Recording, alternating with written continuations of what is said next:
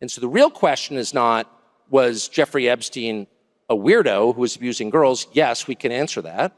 The real question is, why was he doing this, on whose behalf, and where did the money come from?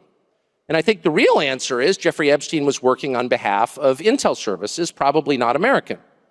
And we have every right to ask, on whose behalf was he working? How does a guy go from being a math teacher at the Dalton School in the late 70s with no college degree to having multiple airplanes, a private island, and the largest residential house in Manhattan?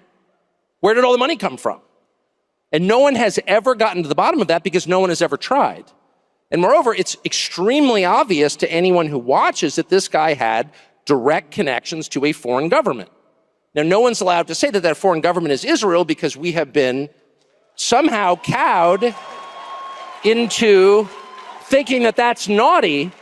There is nothing wrong with saying that. There is nothing hateful about saying that.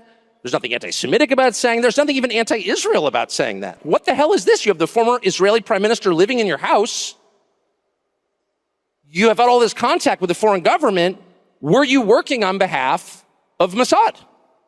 Were you running a blackmail operation on behalf of a foreign government?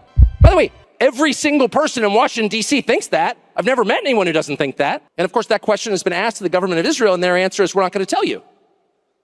And I think our answer should be, no. As long as we're sending you money, if you were committing crimes on our soil, we have an absolute right to know, did you do this or not? And yet everybody has been so brainwashed into thinking that's somehow an expression of hate or bigotry